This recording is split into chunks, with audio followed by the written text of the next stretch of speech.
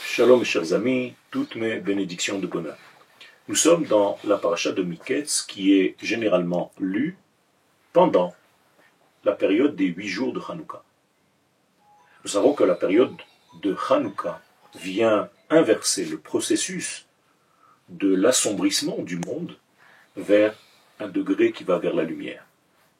Autrement dit, les jours les plus courts de l'année sont dans la période de Hanouka, et donc c'est aussi le moment où on va recommencer à rallonger le jour, à rallumer le monde. C'est comme si Akadosh Baruch Hu lui-même éclairait son monde à nouveau. C'est sa façon à lui d'allumer la Hanoukia. Cette paracha de Miketz vient nous dire qu'il y a une fin, Ketz. Et les Chachamim vont relier cette notion à la Haftara qui sera lue Ketz Sam Lachosher. Il y a une fin au noir. Il y a une fin aux ténèbres. Il y a une fin à la situation négative dans laquelle nous sommes tombés.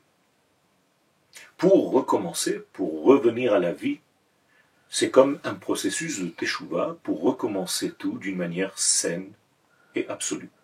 Et donc ce retour se fait dans cette période de Hanouka par le fait que les lumières rééclairent toutes les parties sombres de notre existence.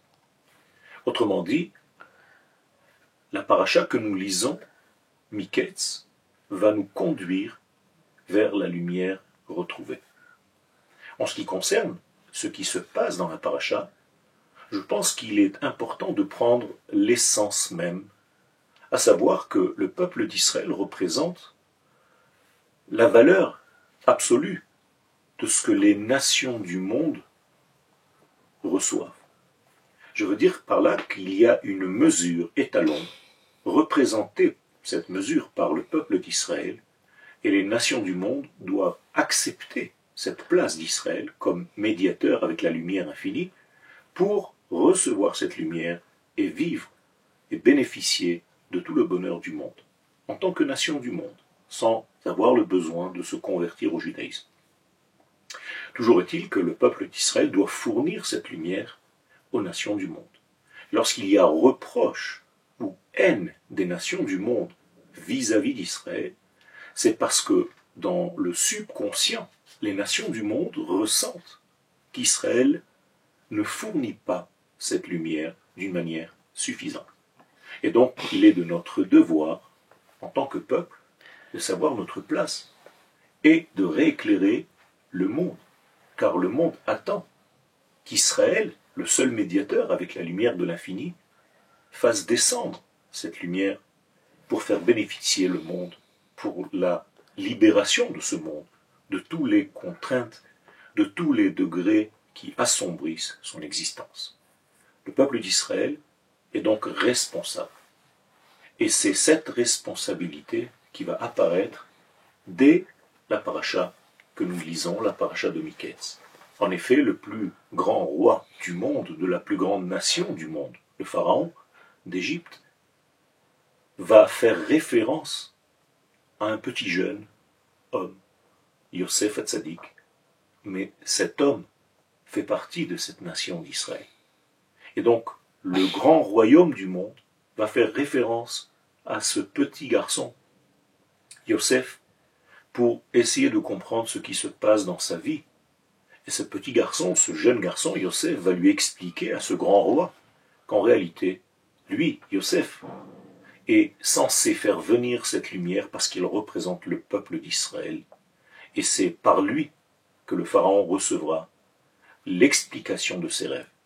En effet, Yosef va traduire tous les rêves du pharaon, pas d'une manière individuelle, mais d'une manière collective, qui correspond à la royauté tout entière, alors que tous les conseillers du pharaon lui avaient expliqué ses rêves comme s'il s'agissait d'événements individuels. Yosef comprend, par son intelligence Israël, qu'il s'agit là d'un degré beaucoup plus cosmique, beaucoup plus grand. Et effectivement, grâce à Yosef, Paro commencera à s'habituer aux notions du divin, béni soit-il, car Yosef va tout doucement lui parler de ces notions-là. Et le fait même que le pharaon d'Égypte rêve, cela veut dire qu'il est en train de se rapprocher de la nation d'Israël, qui, elle, est la nation du rêve par définition. Et donc le roi d'Égypte, lui aussi est en train de rêver. Tout ceci pour nous dire qu'il y a ici un programme beaucoup plus grand, beaucoup plus vaste que la simple paracha que nous lisons. Et le programme est très clair et très simple. Les nations du monde doivent sortir de leur exil pour être délivrées. Et cette libération se fait par le biais du peuple d'Israël, là où il se trouve, pour essayer de faire venir la lumière divine dans ce monde. Eh bien, tout ce que je viens de vous dire, c'est exactement ce que nous essayons de faire pendant les 8 jours de Hanouka. Nous faisons descendre la lumière de l'infini dans ce monde pour éclairer les nations tout entières de cette lumière divine, car Israël, c'est l'intermédiaire entre l'infini et le fini. Shalom uvracha.